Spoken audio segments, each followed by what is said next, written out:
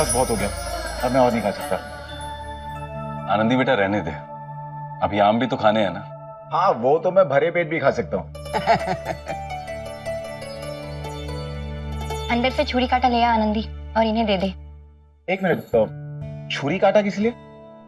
वो आपके आम खाने के लिए। आम छुरी काटे से?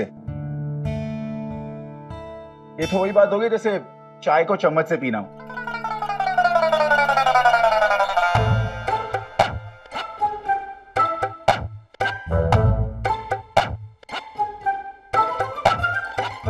आम खाने का असली स्वाद तो ऐसे आता है।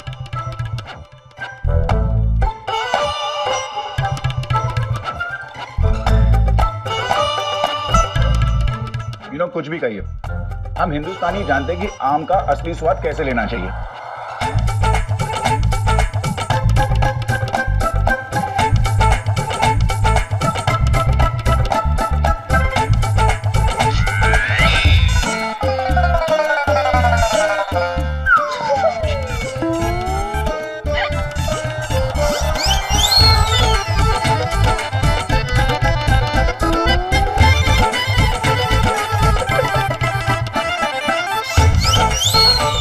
बंद करो, कभी कभी हो जावे ऐसा। आप इसे जरा साफ कर लो ना तो दाग रह जावे वो। आइए ना बसंत बैठ, छोटों के होते हुए बड़ों का खाना छोड़ के उठनो ठीक ना लागे। बैठो रे आनंदी, तू चली जा, साफ करा दे जरा। आइए।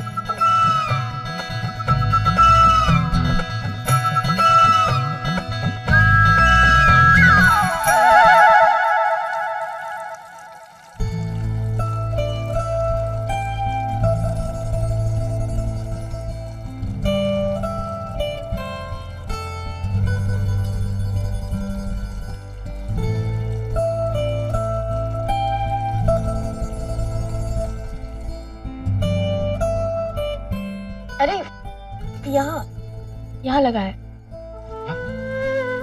यहाँ थोड़ा ऊपर, थोड़ा सा ऊपर, थोड़ा बाएं, थोड़ा और ऊपर।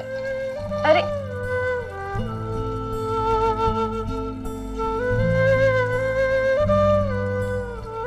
हो गया। थैंक्स।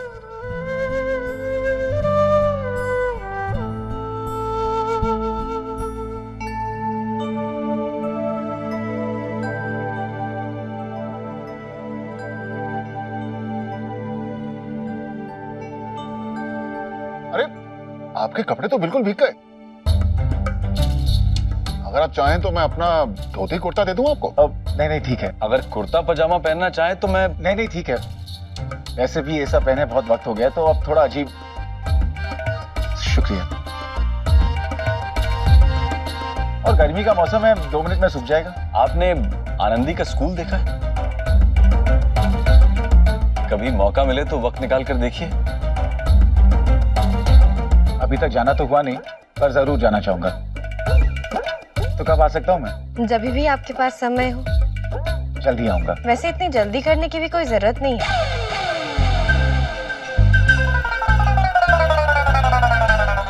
मेरा मतलब है और भी कई सारे कामों में उलझे रहते होंगे ना। हाँ काम तो बहुत रहते हैं, मगर समय निकाल के आना चाहूंगा। आपके स्कूल के बारे में बहुत सुना है मैंने।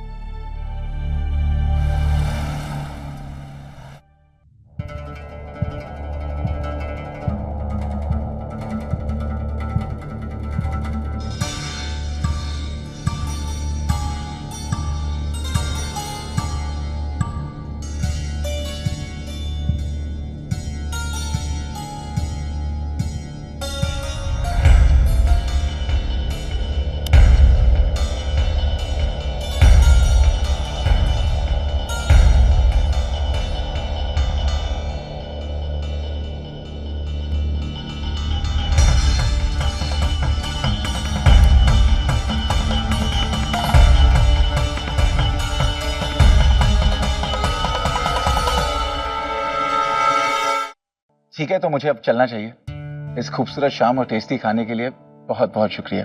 जहाँ आनंदी हो वहां तो ऐसो ही खाना बने। अच्छा जरा ठहर जरा।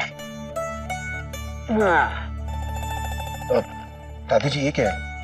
ये हमारी ओर से आपके लिए छोटी सी भेंट है, रिश्वत ना है। मगर इसकी क्या जरूरत है? बेटा, जैसे आपके लिए किसी के घर खाली हाथ ना आना संस्कार हो गए, वैसे ही हमारे लिए हमारे घर आए मेहमान के साथ हमारी आशीष जानी चाहिए। ये हमारी रीत है। जी आप भेंट समझ के ना रख पाओ, तुम्हारा आशीर्वाद समझ के रख लो।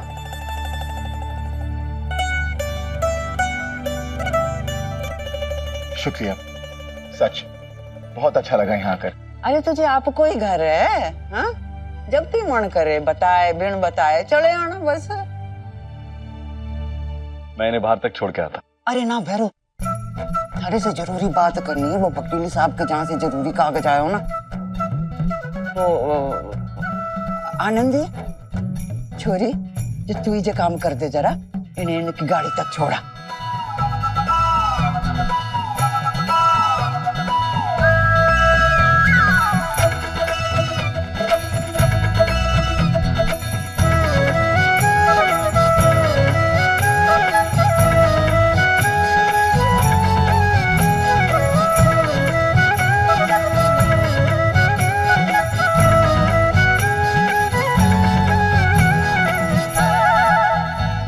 अब बोल भैरा, है कि ना छोरा लाखों करोड़ों में एक, बिल्कुल आनंदी के लायक। आशा मैं मानता हूँ कि लड़का अच्छा है, पर अपना पर अपने पास रख। छोरा आछो है, बस मैं यही सुन लो तो। हाँ मासा, इस पर को सुनना सबके लिए बहुत जरूरी है। देखिए मासा, आप जो चाहती हैं वो एक सपने जैसा है, और मैं आनंदी के लिए अभी ऐसा कोई सपना नहीं देखना चाहता, क्योंकि सपने जब टूटते हैं तो बहुत तकलीफ होती है। मासा, आनंदी को अगर इस बारे में जरा सी भी भनक पड़ गई ना तो उसे बहुत बुरा लगेगा। आनंदी को कलेक्टर साहब के साथ मिलकर जैतसर के लिए अभी काम करना है, और मैं नहीं चाहता कि इस काम करने में ऐसा कोई माहौल पैदा हो जिससे उसे घुटन महसूस हो या शर्मिंदगी महसूस हो।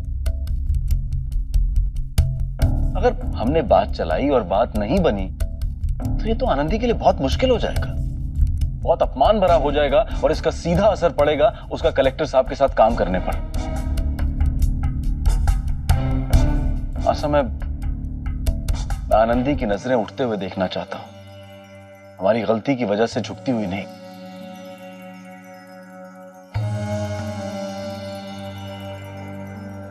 भैरो, थारी चिंता समझू मैं। तने अपनी माँ का जे उतावड़ोपन बच्चों जैसो दिखो होगो, पर इसके पीछे हमारी सारी उम्र का अनुभव और सोच है। रातों को जाग जाग के बहुत गहराई से सोचो है मैंने, और यही जानो कि ऐसे छोरे बार बार ना आवेंगे हमारे सामने।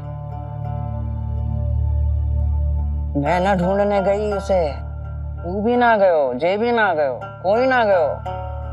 आनंदी के भाग ने इस रिश्ते को खड़ा कर दियो हमारे सामने। कुछ तो कहीं कोई सितारों का मेल हुआ होगो, कोई इशारो हुआ होगो देवी माँ की तरफ से, तो ऐसे ही घने जंगल में छोरी की जान बचाने इसी को भेज दियो और जैतसर में इसको काम लगा दियो। मैं जानू ऐसे रिश्ते ऊपर से जुड़ के आवे, जिनका संकेत हमें भगवान देते रहे, और उनको समझना बहुत जरूरी हो गए। ऐसा मैं नहीं जानता कि ईश्वर क्या संकेत दे रहा है और क्या नहीं। मैं बस इतना जानता हूं कि ये विदेश में पड़ा है, शहर में जिंदगी गुजारी है, सोच भी आज के जमाने की रखता है, और यहाँ कलेक्टर का काम करने आया बस। इसके अलावा आप कितना जानती हैं और मैं कितना जानता हूं इसके बारे में? क्या इतना काफी है मासा जिसके भरोसे हम अपनी आनंदी का हाथ इसके हाथ में देने का फैसला कर दें? जाने भैरो, आज तक तने एक बापू का फर्ज निभाते देखो तो मैंने, पर आज फर्ज ना जन्म देने वाले बापू की तरह चिंता करे तू छोरी की। ऐसी चिंता करे कि जैसो के उसकी रगों में थारो ही खून बहे। बहुत ऊंचो उठा दियो तूने इस रिश्ते को आज। थारी चिंता समझू मैं, पर थारी छोरी है, थारी बेटी है, तुम्हारी भी पोती है। देखे समझे बिना तो कुएं में बाल्टी ना डालूं, पोती कैसे डाल दूंगी? बचन दूं मैं तने कि आगे कोई कदम उठाने से पहले शिव के बारे में पूरी जांच पड़ताल कर लो। हर कदम सावधानी से उठाऊंगी, भरोसा रख। मारो मन कहवे कि आनंदी को जीवन साथी मिल गयो है, बात जहीं जमेगी। और जमाने की कोशिश ना की मैंने तो उम्र भर पछताऊंगी। पर तने बचन दियो है, हर काम सावधानी से चुपचाप हो पेगो। ऐसा कोई काम ना करूंगी कि आगे जाकर मारी आनंदी को शर्मिंदा होना पड़े। अब आप शर्मिंदा कर रहे हैं मुझे। नहीं नहीं, खाना वाकई बहुत अच्छा था और खास तौर पे हलवा बहुत ही स्वादिष्ट था। एक्चुअली बचपन से हलवा मेरी कमजोरी रही है।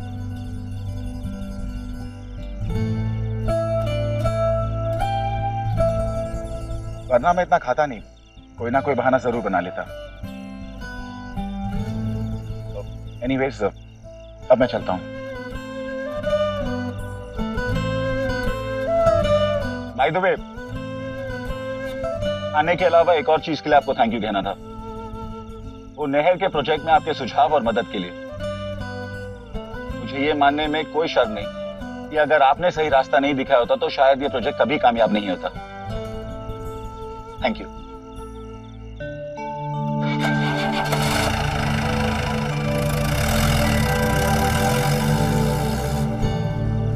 बहुत अजीब से है।